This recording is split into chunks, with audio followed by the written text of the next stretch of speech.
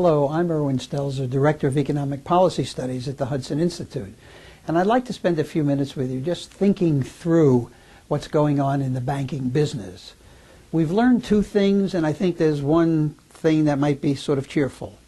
The two things we've learned are, first, that if a bank is too big to fail, it's too big. And second, that diversification in the banking industry, at least, does not reduce risk. Let's talk about size. As we know, we've gone through a whole period of a whole economic cycle in which everybody thought big is wonderful. Well, we found out that in banking it isn't so wonderful, partly because the bankers can't manage businesses beyond a certain size, and partly because there are systemic risks when banks get so big that if they fail, they cause huge collateral damage and bring down other businesses with them. Now, if we have banks that are that big, and if the government says either explicitly or implicitly, we will not let you fail, then we have a very different kind of banking system, an invitation to taking risks unless there's regulation, an invitation to overpaying executives unless there's regulation, and a real disadvantage for small competitors who don't have such a guarantee but have to compete for capital with big banks. So we've learned that we have to do something to keep banks from getting too big. And in a couple of weeks, I may have an idea to share with you how we do that. Second, we've learned that diversification is really risky. Now, why is that? Well, think about the guys who run banks.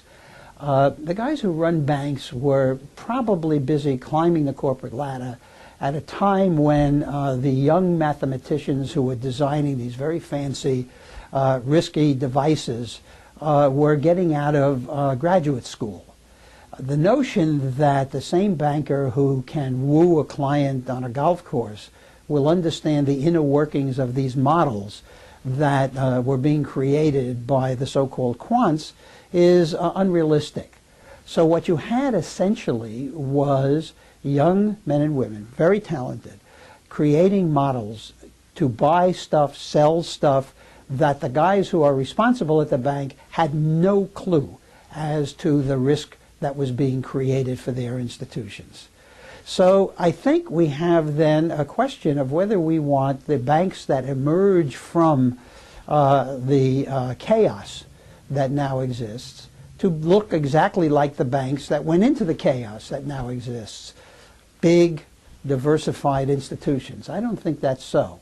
But it's not all bad news, because there's a wonderful thing happening. Usually when the government does something, it has terrible unintended consequences.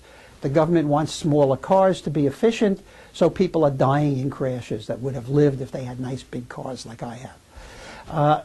The real thing that's going on is the limitations on compensation are persuading bright young people to leave the big banks in droves and move to smaller entrepreneurial banks and to set up their own businesses. So now we have these bright young entrepreneurs who were sitting in committee meetings at Citicorp, now free to really innovate, create, and on a small enough scale so that they don't create systemic risk. That's the good news, and I think might in the long run be really a plus for market capitalism. Thanks very much for listening.